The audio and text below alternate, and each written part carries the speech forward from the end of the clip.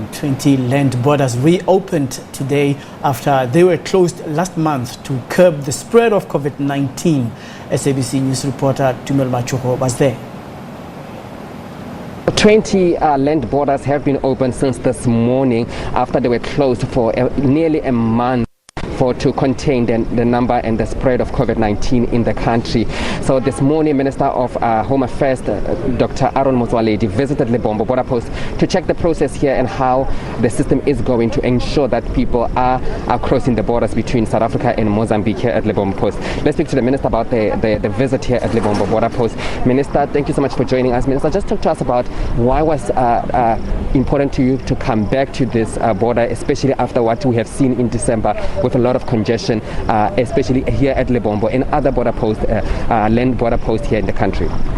Well, we went back onto the drawing board to find out exactly what went wrong, because I know people said we never planned.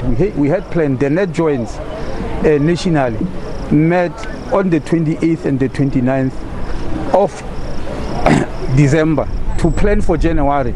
But unfortunately, the congestion which you saw, which you also still happened. So we went back to check the score, a sort of a post-mortem, and we discovered that the extraordinary majority of number of problems were created by the testing for COVID-19, in that the health officials, the people who are skilled to test, were fewer in number.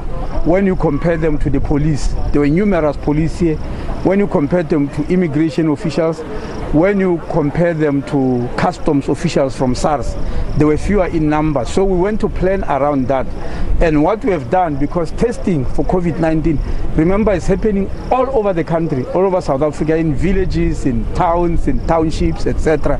So they are overstretched. So we decided on how to augment them. And today we have augmented them with personnel from the South African military services.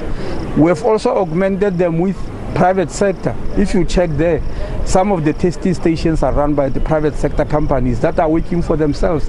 And we have also decided that we are not going to test in one area where people congregate in large numbers, as you have seen in January. There are 4 different areas, 4 to 5 different areas here within the port that are scattered all over, where people can test so that they don't congregate in any one area. And up to so far, when I checked this morning, everything was going well. Minister, also talk to us about, we've seen that everything is going well and the people are testing, but what about those people who will be trying to take chances and trying to cross the border without any valid COVID-19 test? And also, what is the agreement between the two countries to ensure that you guys accept the test that comes from Mozambique, all those kind of things? Well, we met, we realized the futility of each country having its own plan without meeting, because the plans can also clash. We've been meeting our neighbors, and with our neighbors in Mozambique, particularly here at Lebombo border post, they've given us a database of all the entities in Mozambique, the laboratories, even hospitals, which are doing the testing, where most of the Mozambicans go to test. We have got their database on a computer. When you come here, you produce a COVID-19 certificate, they open a computer and check through the database. We even have a hotline, SMS hotline, with some of the hospitals here where we can phone and check. And if we find that it's fraudulent, then we turn you back per agreement with the Mozambican authorities.